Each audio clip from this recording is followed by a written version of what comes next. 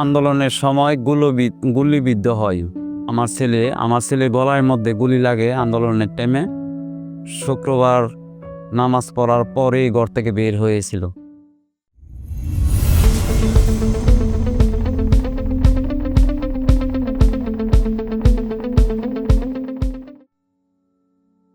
আসসালামু আলাইকুম। আমি শহীদ রুস্তমের পিতা। আমার ছেলের নাম মোহাম্মদ রুস্তম। আমার ছেলে 19শে জুলাই রোজ শুক্রবার আন্দোলনের সময় বিকাল 4:30 দিকে খবর পাই যে আন্দোলনের সময় গুলিবিদ্ধ হয় আমার ছেলে গলার মধ্যে গুলি লাগে আন্দোলনের টাইমে। শুক্রবার নামাজ পড়ার পরেই ঘর থেকে বের হয়েছিল। আর বর্তমানে আমার এক ছেলে এক মেয়ে আছে। আর আমার পরিবার,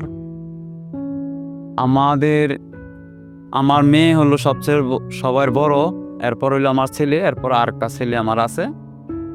হ্যাঁ, আমি এখানে থাকি ঢাকা শহরে ভাড়া বাসায়। আমার নিজস্ব কোনো জায়গা সম্পত্তি নাই। আমরা স্বামী স্ত্রী চাকরি করে, আমার স্ত্রী চাকরি করে গার্মেন্টস, আমি চাকরি করি সেলাই কাজ। কোনোরকম করে আমার এই ছেলে মেয়েদেরকে পড়ালেখা করেছিলাম। আল্লাহ একজন শহীদ করে ফেললো। আমার এখন একটা মেয়ে আছে, বিয়ে ভর্তি হবে। আর একটা ছেলে আছে ছোট, ও ক্লাস 7-এ পড়ায়, পাশাপাশি আমাকে একটু হেল্প করে। কিন্তু আমার যে মেয়েটা আছে বিএ পাস। আমার সরকারের কাছে দাবি যে আমার এই শহীদের ছেলে যারা শহীদ হয়েছে বাংলাদেশের মধ্যে এই 24শে জুলাই অভ্যুত্থানে, তাদের বিচার দাবি করি।